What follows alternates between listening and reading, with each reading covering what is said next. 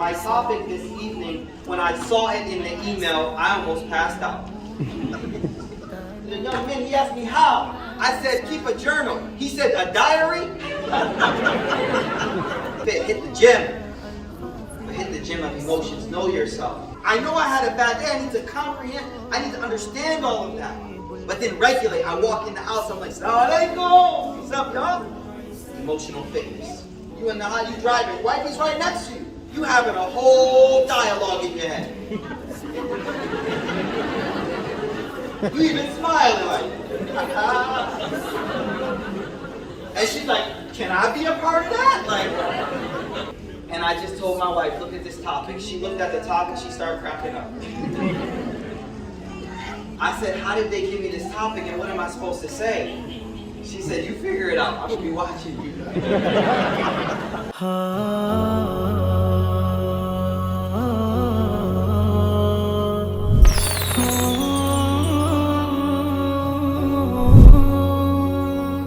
Bismillahirrahmanirrahim.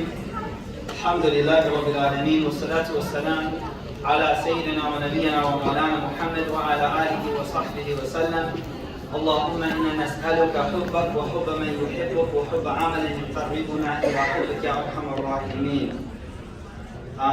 Jazakumullah khair everyone for joining us this afternoon for this conference. I know many of you have come from all over the country to join it, so may Allah increase our knowledge. May Allah allow our hearts to become closer to the sunnah of the Rasul sallallahu alaihi wasallam, and may Allah allow us to leave this conference better Muslims than we began, inshaAllah ta'ala. I'm going to begin with a verse of the Quran where Allah subhanahu wa ta'ala describes some of His signs. And whenever Allah describes a sign, He wants us to look at it, He wants us to focus on it, He wants us to realize how blessed that thing actually is. And so Allah subhanahu wa ta'ala says in Surah Al-Rum, وَمِنْ آيَاتِهِ, and from amongst the signs of God, أَنْ خَلَقَ لَكُم مِّنْ أَنفُسِكُمْ أَزْوَاجًا, that from you He made for you spouses, someone for you to be with, someone for you to join with, someone for you to take comfort in, لِتَسْكُنُوا إِلَيْهَا, so that you may find comfort in one another. وَجَعَلَ بَيْنَكُمْ مَوَدَّةً وَرَحْمَةً, and He created between you muwadda, love, and mercy. Beautiful verse of the Quran. ذَلِكَ إِنَّ فِي ذَلِكَ لَآيَاتٍ لِقَوْمٍ يَتَفَكَّرُونَ. Indeed, these are signs for those who truly contemplate. My topic this evening, when I saw it in the email, I almost passed out. And I just told my wife, look at this topic. She looked at the topic, she started cracking up. I said, how did they give me this topic and what am I supposed to say? She said, you figure it out. I'm going to be watching you. I'm just going to sit there and watch. So I think I got it. I think I know how they got this topic. And then I'm going to talk about the topic. So lately on Instagram, I've been running more and working out. Because we got Sheikh Abdullah Darrow down there and a bunch of, so I've been working out. So I think they got fitness. I wrote a book on emotional intelligence, so they just put that in the front. And then it's on marriage, so you got to put intimacy there. So they just put it together. Emotional fitness for intimacy. Mikhail, you got this. Figure it out. So we're going to do our best here, inshallah ta'ala. Emotional fitness, what is it? Well, it actually has a lot to do with the sunnah of the Prophet sallallahu alaihi wasallam. See, fitness is the concept, it's a parody on the idea of physical fitness. Physical fitness is the idea that if you don't work a muscle, it gets weak, atrophy. It gets weak. If you don't work the brain, it gets weak. If you don't work a muscle, it gets weak. And so the idea is that the more you work something, the more you use it. If you don't use it, you lose it. So you have to use certain muscles in order for them to stay strong. You have to use them. But what if we applied that same concept to the mental fortitude or the emotional strength that we need to have to navigate the difficulties of life, and especially the difficulties of marriage? There are certain things that we need: patience, forbearance. There's a whole list of emotional things that we need in order to be a good spouse. But if you don't work those muscles, if you don't exercise those muscles, the idea is that you won't be able to use them when you need to use them. Now, before I go any further, I want to catch your attention. What is the major problem? What is the major reason for impotency amongst men. Yes, I said it. What is the major reason why men are impotent and they cannot perform their right to their wife? It's psychological. It's all up here. 9 out of 10, it's not physical. It's from the neck up, not the neck below. Which goes to tell me something. It goes to tell us all that it's about us being in shape up here in order to fulfill the rights of the people around us, especially our spouse. So what is emotional fitness? Very simply put, when we can express the right feeling at the right time in the right way. I'm going to say it again so you can tweet it. When we can express the right feeling, the feeling that is adequate for that situation at the right time and in the right amount, in the right way. And now, when we study the life of the Prophet ﷺ, we find that the Prophet ﷺ, he came to a group of men who were very coarse and harsh in their nature. They were very tough. They were very tough men. And he came to completely transform these individuals so that they could be custodians of this religion. And the only way they could be custodians of this religion is if they were in touch with their emotional side. Please hear what I'm saying. He took very hard men, thug men, tough men that didn't show emotion. Why? Because emotion meant I'm vulnerable. If I show you my feelings, if I show you what affects me, then you know a way into me. And I can't let you know a way into me because I got to show this facade of strength. He took these people and in front of them, he publicly showed affection to his wife, like we heard in the story of him running with his wife. He publicly showed love for his grandchildren. He's giving a khutbah at the top of the minbar. His children come in tripping over their own cloth. And he comes down the minbar and he picks them up. And he said, look at my 2 flowers. Man, you go to a bunch of tough men and you say, look at my 2 flowers I got. I got 2 flowers. You're thinking about Habib. What's up, man? You okay? The Prophet openly showed emotion because he wanted to retrain and teach his companions that the proper expression of emotion is what made them human. And it made them able to connect to other humans and fulfill the rights of other humans. I'm going to give you some examples of this. When his son Ibrahim died, the Prophet had a son Ibrahim who died in a young age. May Allah protect our children. Ameen. May Allah protect our children. Ameen.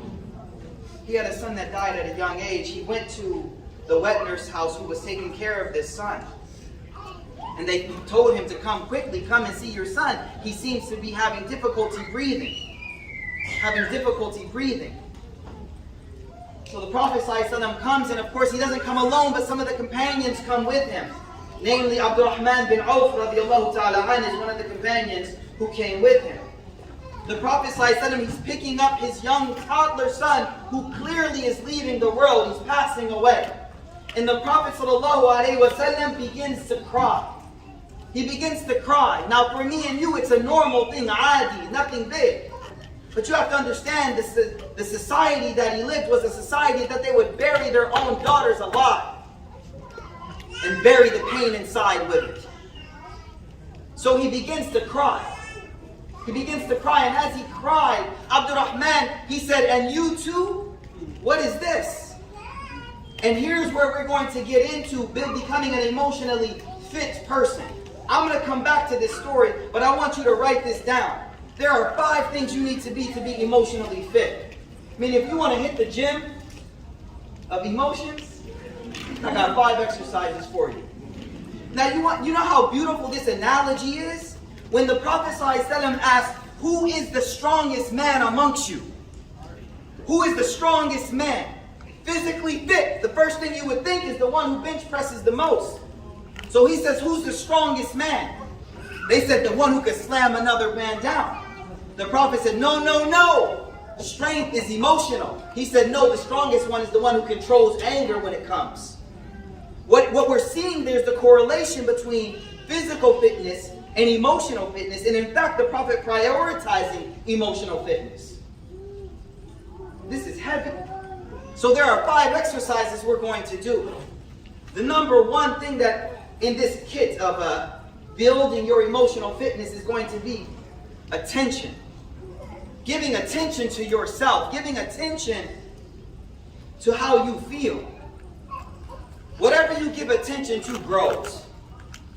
Whatever you focus on and give attention to, that thing grows.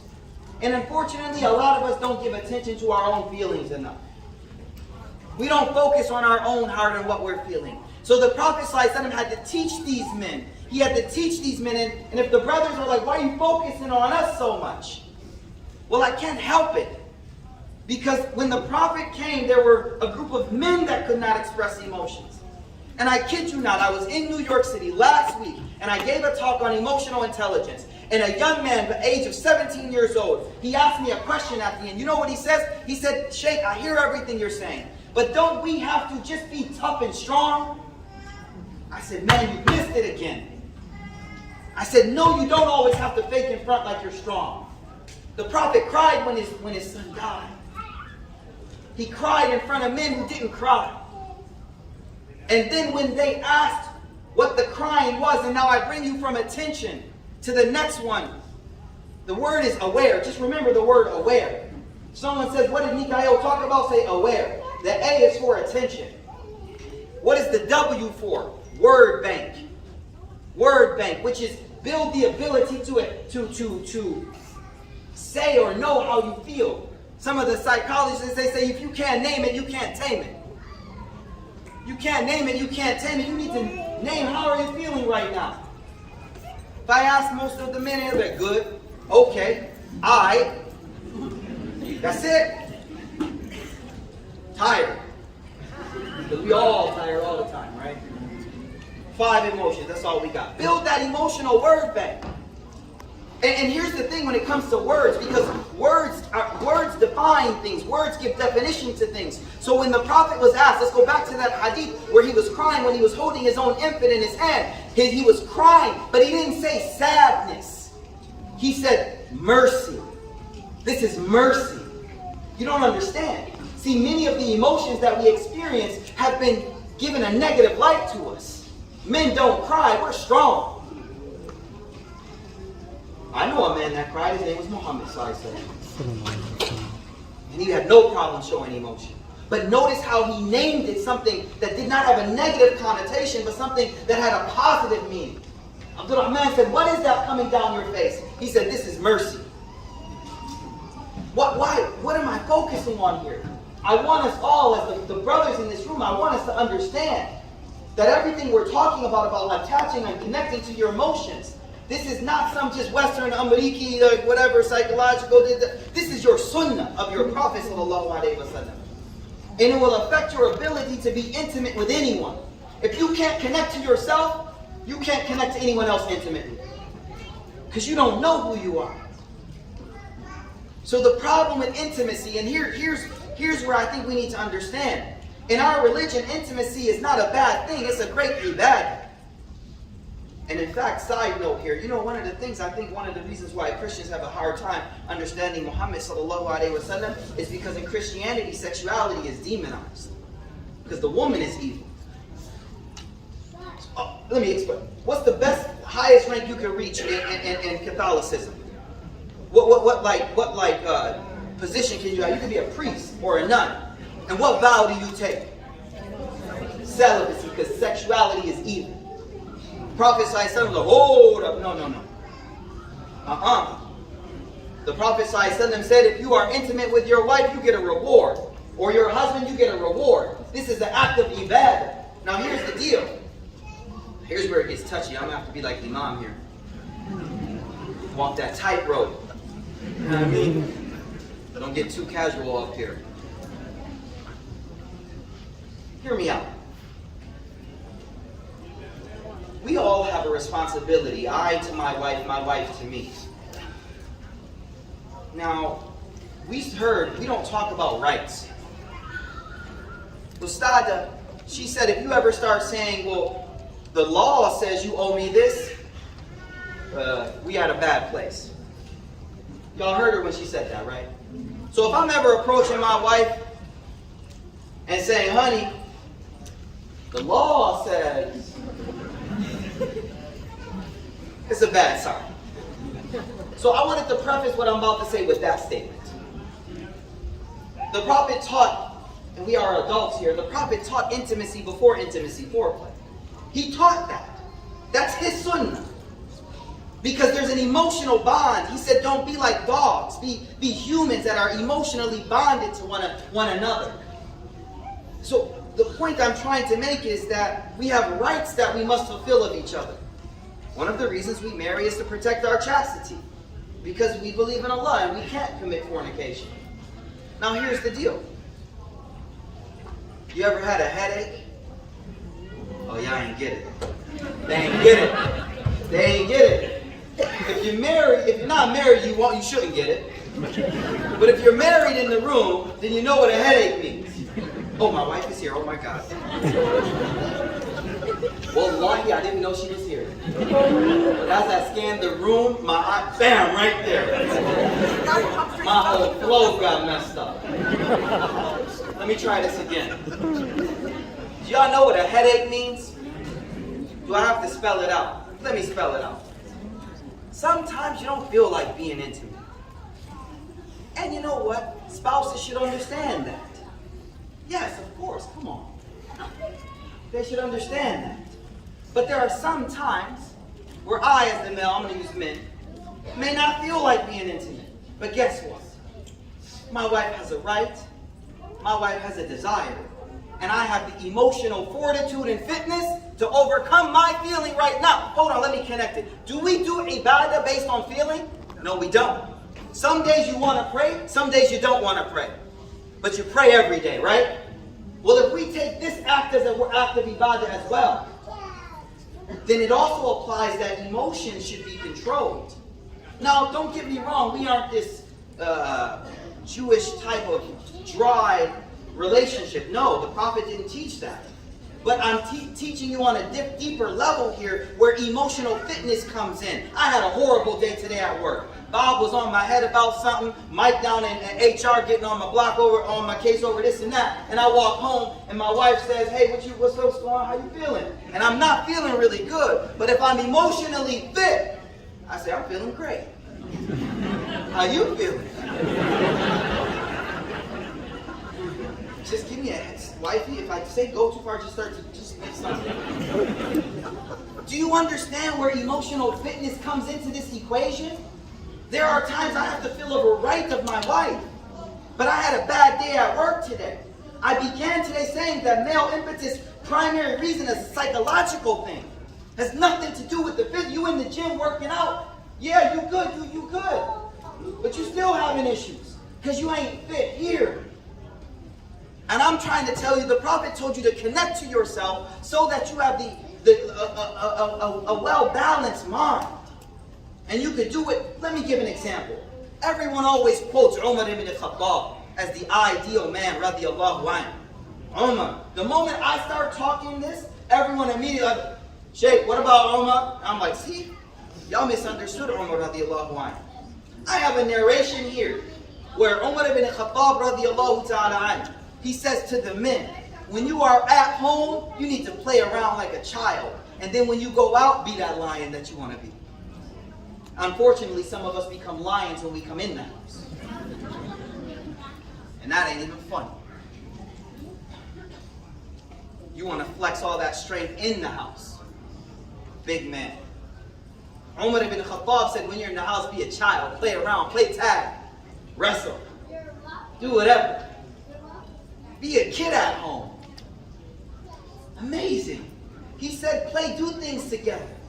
The moment he said that, I remember the narration where Aisha and the Prophet were taking a bath together. Y'all don't know because y'all got that nice water heater that keeps all the water. We have tanks. You know the tanks? And you can run out of hot water. So if you got a big family, you always be like, yo, save me some water. So the Prophet says to Aisha, because they just had a basin of water, he said, save me some water. And she said, I'll save you some, I'll save you some. But they were bathing together and you could see the playfulness between them. Where has that gone? Bring that back. And don't hide behind your culture. I'm teaching you sunnah.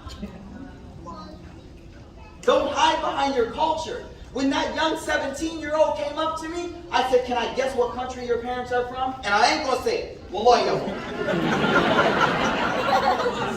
Nope. And I knew it right away. I knew right away. Because there are certain cultures in this room that the meaning of manliness is lack of emotion. A is for attention. Give attention to your emotions. W is for word bank. Build positive words to express how you feel. One of the young men, he asked me how. I said, keep a journal. He said, a diary? I kid you not, last week. I said, keep a journal. Write your feelings. He said, a diary? In his mind, that's a feminine thing. But connect to yourself. After the W is another A. Learn to accept what you are feeling. Don't deny the feeling that is inside. Learn to accept what you are feeling. إِنَّ الْعَيْنَ تَدْمَعُ وَالْقَلْبَ يَحْزُنُ. Accept the feeling. Know that that's okay. Anger is okay. Every emotion is beautiful. Every emotion is beautiful. You know, I've been wrestling with this term, this verse of the Quran, where Allah says, وَالْكَاظِمِينَ الْغَيْظَ. Kadhim is when you bottle something up. And to me, I've been studying more, and I realized anger shouldn't be bottled up. You need to get that out in a good way. So this verse of the Quran says, bottle up ghayb. And I was struggling with that verse for a long time. And I realized something. The word ghayb is rage, not anger. Anger, anger should be expressed in the right way. How did I define emotional fitness at the beginning of today's session? How did I define it? You ain't with me, sister. Brother, how did I define emotional fitness? He looked down.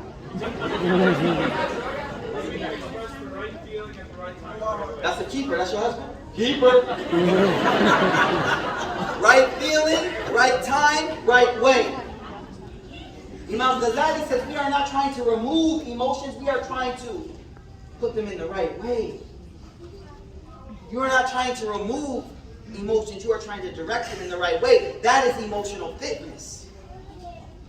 Acceptance. Innal ayna tadma.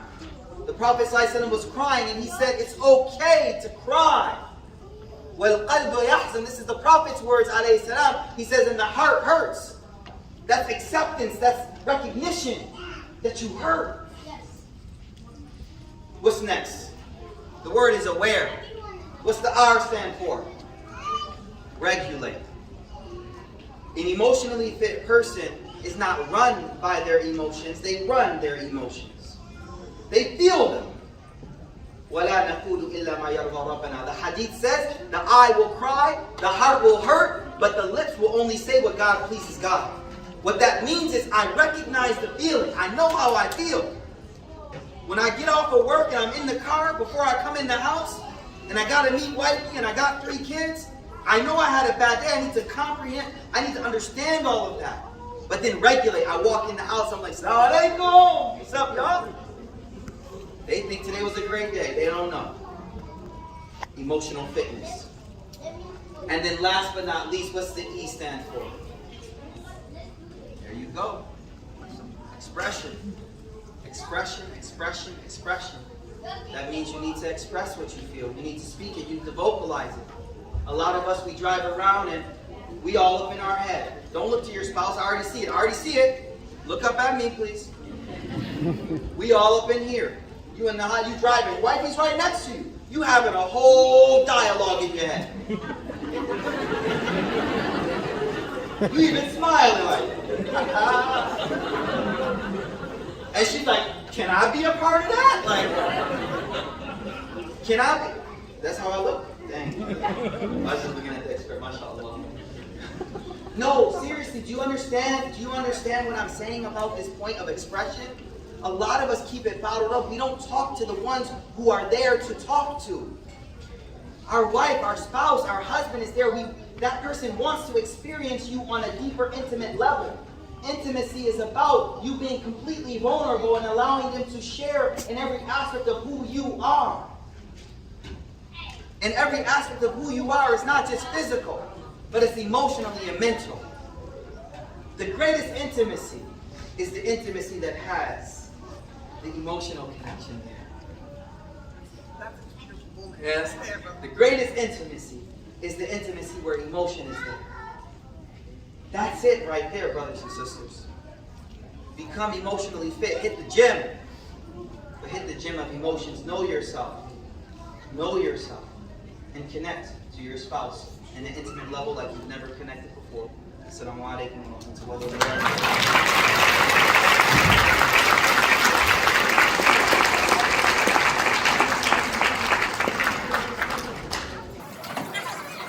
So as the moderator for this program, سبيل الدموع سبيل مرير تنهد يا صاحي كي تستريح وبث الدعاء الخفي الصريح يساك الفضاء الرهيب الفسيح